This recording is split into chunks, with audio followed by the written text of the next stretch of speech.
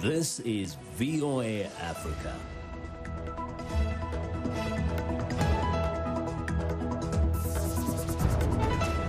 Hello, I'm Esther Githui-Ewart. It's Thursday, May 14th. This is Africa 54.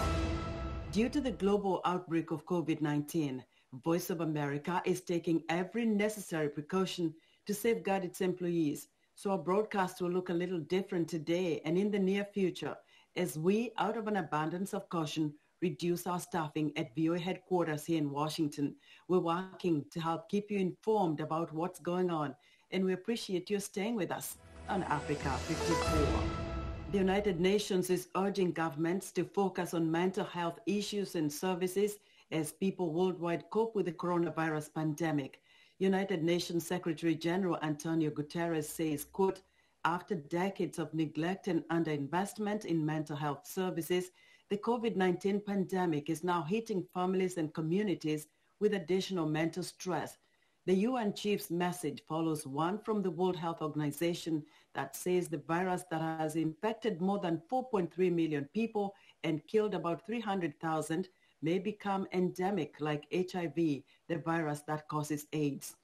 Turning to Africa, Burundi is booting the national head of the World Health Organization out of the country amid a presidential election campaign where politicians are moving forward with large rallies despite the risks of spreading the deadly COVID-19 disease, according to Reuters. The government confirmed Thursday that a May 12th letter from the Foreign Ministry's office was sent to Walter Kazadi Mulombo and 3 aides, ordering them out by Friday.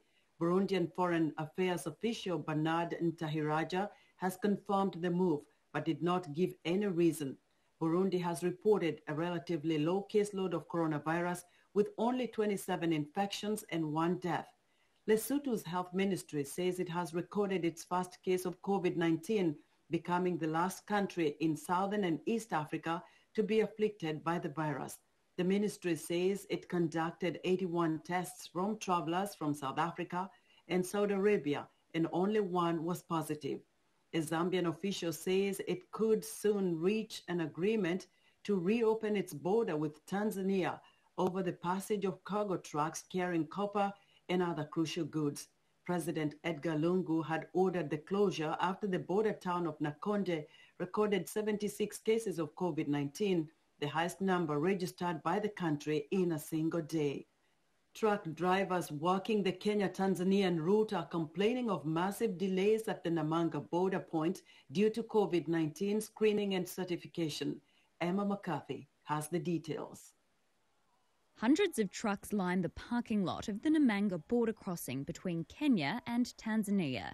Drivers are complaining of massive delays at the border due to COVID-19 screening and certification. This truck driver says he already has 2 certificates, one from entry into Uganda and another from re-entering Kenya, but they aren't recognised here. Kenya has reported 715 cases and 36 coronavirus deaths. Tanzania has confirmed 509 cases and 21 deaths, according to the World Health Organization. But the government has been criticised for not providing regular updates on the spread of the outbreak, with the opposition even accusing it of being secretive. The Director General of Kenya's Ministry of Health, Dr. Patrick Amoth, visited Namanga on Monday. But there are things that we can be able to do better. And as a result of that, the ministry is going to provide a mobile laboratory for Kajiado County to be stationed at Namanga border to ensure seamless screening of truck drivers across the border, but also the local population. This, therefore, will reduce the turnaround time for this exercise. 14 cases have been recorded at the crossing, which health officials say has strengthened their resolve to keep up the screening. That was Emma McCarthy of Reuters with that report. When Mohamed Adawe heard of a man dying from coronavirus because he didn't have access to a ventilator or oxygen, he built a prototype. Soraya Ali has more. Mohamed Adawe is on his way to a Mogadishu hospital to test out his prototype. After hearing about a man who died of COVID-19 because he didn't have access to oxygen or a ventilator, the 21-year-old inventor decided to build his own. I swear in the name of Allah, the situation in the country and coronavirus is very critical. People are dying of coronavirus and a lack of oxygen because there are very few ventilators in the country. Somalia has one of the highest coronavirus death tolls in the region at over 50 and more than 1,000 cases. At the same time, the country's healthcare system is ill-equipped to deal with the pandemic. There are only 19 ventilators available for a population of around 15 million. What we need for the time being urgently is... Health Minister Dr. Fawzia Abikar Noor says the situation is urgent and has praised Adawe for stepping up at the critical moment for Somalia. As for the inventor, he's asking for help. Though his ventilator is a basic concept, in a country where most hospitals only have handheld oxygen pumps, he's convinced his homemade machine can save lives. Adawe says he could make 20 more, but he doesn't have the financial means. In our business report, Tanzanian businessman Eric Shigongo is the owner of Global Publishers. He has made his mark selling gossip, entertainment, sports, and pop culture newspapers. He recently ventured into online radio and television. Like most entrepreneurs, Shigongo has had to find new ways of generating revenue during the COVID-19 crisis. Africa 54's Paul Ndiho spoke to Shigongo about the challenges. Joining me from Dar es Salaam, Tanzania is Eric Shigongo, a businessman based in Tanzania. Hello, Eric. How are you? Thank you so much. I appreciate you giving me time to speak on Voice of America. How are you and the business dealing with COVID-19? We are doing great. As a country, we are going through a challenge of this COVID-19.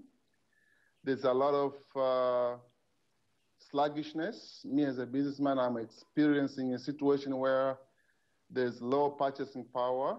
What have you done as a business to make sure that your employees, first of all, stay safe, you as a business person, you're safe, and what new ways have you put in place to make sure that your business stays alive? We are following the instructions that have been given by the Minister of Health and the World Health Organization. That is social distancing, washing our hands, and wearing masks wherever we go.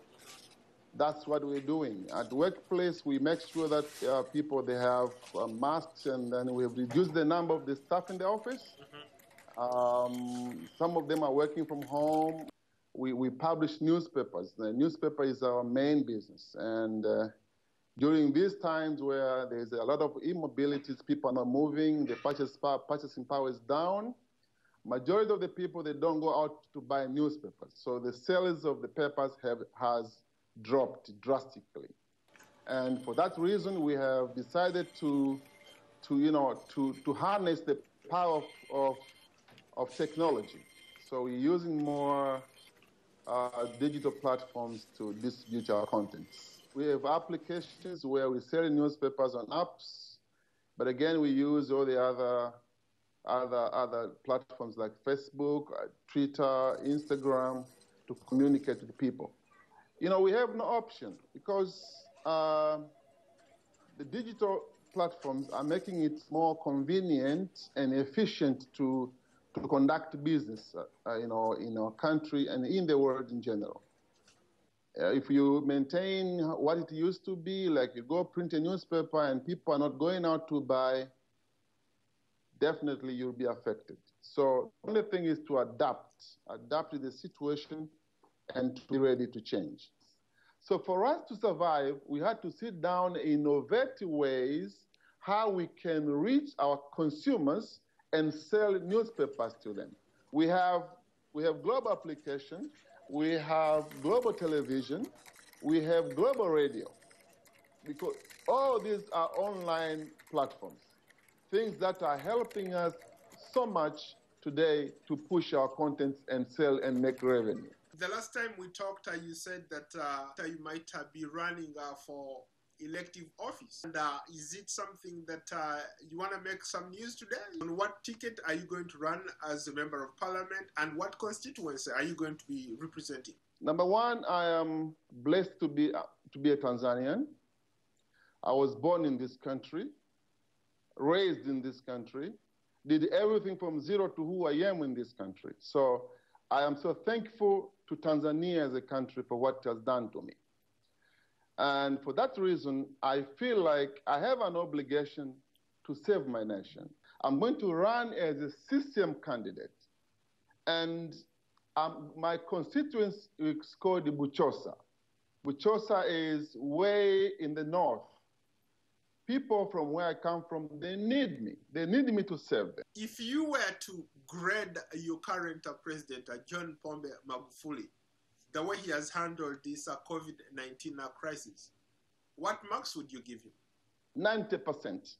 When he said, let's not lock down our country, I said to myself, oh my gosh, what if something goes wrong?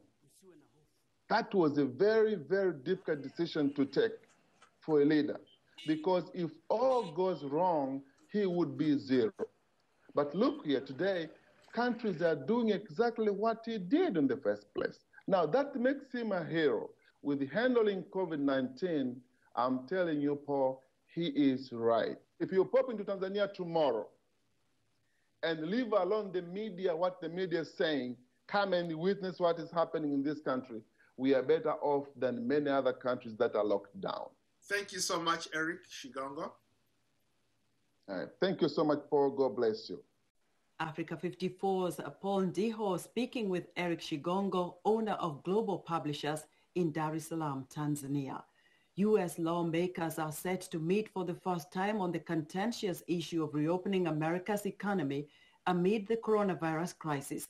The Democratic majority House is set to approve a second massive round of coronavirus aid later in the week. VOA's congressional correspondent Catherine Gibson has the details. After 2 months in lockdown, a gradual reopening, as Americans wonder if the U.S. economy can recover. I feel that we are going to have a country that's ready to absolutely have one of its best years. But trillions of dollars in government aid still may not be enough. Democrats say the U.S. needs to catch up on testing while sending more economic aid to Americans. And we have to address it, and we have to address it in a big way. And that's a big price tag, but the American people are worth it. Well, Republicans are warning the national debt is expanding too rapidly, and decisions are best made at the local level. Obviously, you need to keep nursing homes safe, where half of the deaths have been. But there are whole areas of the country, about half the counties have had almost no coronavirus cases. Those can be very safely opened up. Lawmakers heard there are encouraging signs in a remote hearing with health experts. We're seeing signs of a slowing epidemic nationally, but we're still going to be reopening against a backdrop of more spread than we anticipated. One key element of opening up safely. Have you seen any increase of illness going on at your facility? Contact efforts like this one just getting underway. Contact tracing will need to be a key part of our strategy until widespread vaccination can happen. With a vaccine at least a year away, health experts say the U.S. will also need to ramp up testing efforts, avoiding mistakes made at the beginning of the pandemic. The outbreak got too big because we didn't have a testing infrastructure that allowed us to put our arms around the outbreak. And so testing was the fundamental failure that forced our country to shut down. A shutdown that's become the key issue in a presidential election year, even as both sides look for a way out of an unprecedented economic crisis. Catherine Gibson, VOA News, Washington. We're excited to hear what you think about Africa 54 and the stories we cover. Join the discussion on Facebook.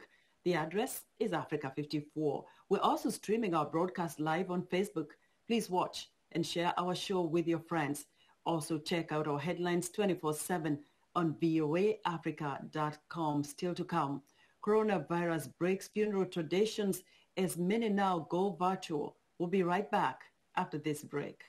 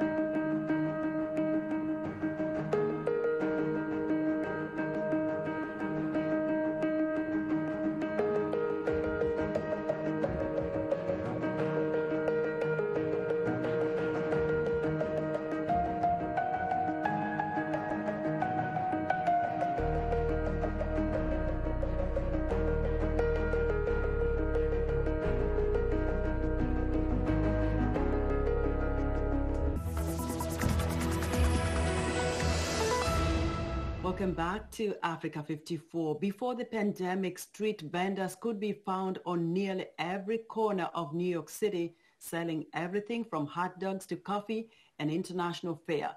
But with barely any foot traffic these days, business has dried up. Tina Trin reports. In New York City, locals know the place to find a cheap, quick, and delicious meal is out on the streets.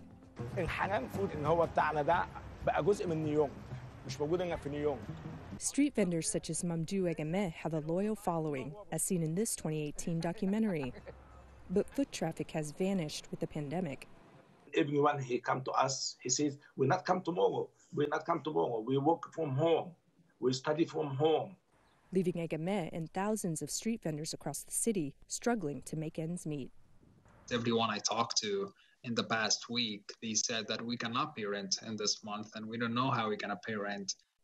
Mohammed Atiyah works for the Urban Justice Center's Street Vendor Project, which advocates for the rights of vendors, many of whom are immigrants. And perhaps 50% of these people are undocumented. They don't qualify to any relief program or any relief support from the federal government or the city government. And they file their tax returns at the end of the year, just like any other business. Most street vendors run at a much smaller scale than the typical small business and can't meet the same requirements for public aid. Street vendors don't have a payroll, they don't have usually a corporation or an LLC. Others, such as Juan Landa, fear that seeking government assistance will endanger their chances at permanent residency. In February, the Trump administration issued new rules that immigrants who tap into public assistance could hurt their chances to come or stay in the U.S. We decided in any case not to ask for any government benefits, not to ask for food stamps or anything that the government is giving to the people, because that is considered public church. Landa makes do with food donations from a local church. We really need a government-scale solution, but we haven't heard anything yet from the governor and the mayor, and that has been really concerning to our communities because the clock is ticking. For these street vendors, time may not be on their side. Tina Trin, VOA News, New York. Patricia Scotland, the Secretary General of the Commonwealth of Nations, spoke with Steve Miller, host of VOA's International Edition, about the challenges member nations are facing during the COVID-19 pandemic and what's being done to address their needs. Yeah, well, I think one of the most important things is that we do have those 54 countries. And as you know, we have rich ones, we have poor ones, we have big ones, we have small ones, and we have everything in between. And because this pandemic is something that none of us have seen before, and there was a real ignorance as to how we should deal with it, it's meant that we've had different iterations, that some of our countries who have experienced it first and maybe have not known quite how to respond effectively, we've learnt from what they did and what they failed to do. And in sharing all of that knowledge, all of that understanding, we have been better able to support those who are in the second wave to do earlier the sort of things that will really make the difference. You brought about this, is that there are different circumstances among the 54 countries, yeah, and there are some rich ones, there are some poor ones. So yeah, how is the knowledge being transmitted, and what steps and in what ways is the Commonwealth actively helping one another out? Well, immediately this happened and we had to go in lockdown. I came home, but we decided that we would put everything up online and we would create a virtual Corona resource center. That resource center was able to pool all the information we already had. So, for example, we had in 2018 created an innovation hub. In that innovation hub, we had the data in relation to all the Sustainable Development Goals. So we had an understanding from the data that we'd got from the World Bank, from the IMF, from the UN and other in multilateral organizations, together with the information that we had ourselves accrued over the years. So we really understood the position of each of our countries. What specific challenges have you faced in addressing this, and how have you overcome them? Well, one of the terrible things that we're facing, and it's an intersection with the coronavirus pandemic is the climate crisis. Because in the Pacific, we have just seen the whole area hit by the storms that's been caused by Cyclone Harold. So you have cut off from the rest of the community. Things aren't flying in. Yet you have to have social distancing at a time when you're dealing with a crisis. So that's one of the issues. How do you keep that connectivity going? You're coming on this with some climate change issues, the locusts, the cyclones, and so forth. The challenges of getting materials to and from locations in this age of physical distancing. And as I have spoken to many health professionals, they say the key is testing, testing, testing. And you spoke about some of the innovative tests that are coming up from the Commonwealth countries. So how do you get materials, testing, PPE, the personal protective equipment, where there is none from locations that there are none, and maintain that continuity of connectivity given the disparate nature of some of the infrastructure on the communication side?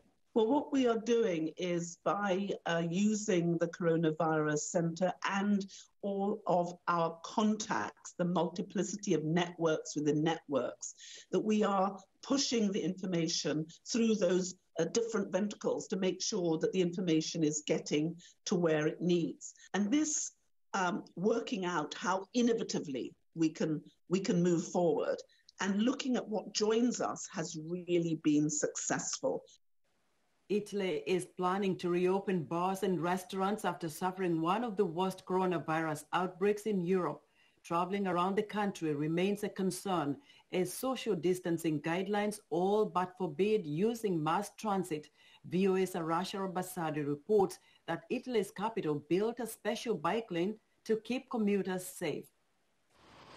Workers in Rome building part of a 150-kilometer emergency bike lane network to give commuters an alternative to mass transportation in the age of COVID-19. Enzina Fasano heads a group called Save the Cyclists. We are very happy. We've been asking for bike lanes for years. Many of us fought to achieve this. We are simply asking for a sign of civic sense and dignity for cyclists.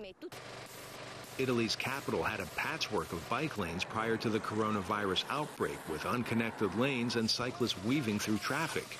The emergency bike lanes we're creating are simplified and safe, especially where they intersect with traffic. In those areas, we will make emergency bike lanes identical to final projects. There are limits to creating a new bike lane, as transportation official Pietro Calabrese explains. We won't be able to move a sidewalk. That is a long-term project, but we will realize that. In the meantime, we will proceed with current projects, and when we finish the transitory ones, we will upgrade them. Cyclists want rumble strips placed in permanent lanes to keep vehicles at bay, but say even modest improvements are a good start. Rome is an ancient city. It is impossible to have fully protected bike lanes, but just this new paint alone is already very important. Rome permits only about 50% of pre-pandemic ridership levels on its mass transit network. Authorities say emergency bike lanes offer people an alternative. Arash Arabasadi, VOA News, Washington. Religious congregations have adapted to coronavirus lockdowns that prevent communal gatherings, including how families mourn the loss of a loved one. VOA's Michael Sullivan reports from Los Angeles that even funerals are going online in this time of the COVID-19 pandemic. Facing a death in the family, people want to gather for funerals and memorials, but now they often have to mourn via online sites like Zoom. The gatherings for larger memorials over Zoom, where people are delivering eulogies and coming together, whether that's for the funeral or a memorial afterwards, or the Shiva gatherings, which usually happen for the 7 days following burial. It's been very powerful over Zoom. One member of Hudson's congregation lost his mother last month, unrelated to the coronavirus. He wanted to fly across the country with his son and family, but then... And then my doctor, my sister, my cousin, and even my rabbi in New York said, "You're crazy." So I said, "I'm either very brave or very stupid." The family took part in the service remotely. My niece held her iPhone up, and we participated via FaceTime from Los Angeles. Muslim communities are also adapting, no longer washing the body that may carry COVID-19, says an imam in Minneapolis. Instead of washing, they are doing what's called tayammum, or dry ablution. So just putting, after putting the body in the covering or clothing, then wiping over that covering with dust, or just doing that, the dry ablution, which is a substitute for when there is no water. In the wake of so many deaths from the coronavirus, Pope Francis prayed last month for a group of frontline workers, those in funeral homes. The virus has changed normal religious practices for all faiths, but mourning remotely does offer some solace. And yet when we did it, and we had over 100 people online, it was very healing. Just to see all the faces after being so isolated, it was really wonderful to see not only family, but childhood friends from elementary school who knew my mother and had been part of my life all these years. Mourning is important for the survivors. One of the greatest gifts you can give to people following a loss is to tell stories of their loved one.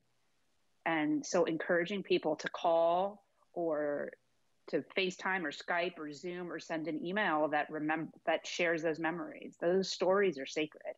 It's a new way to share those stories in a time of loss and isolation. Mike O'Sullivan, VOA News, Los Angeles. And that's our show for today. Be sure to watch Africa 54 on our website at voaafrica.com. From all of us in Washington, thanks for watching.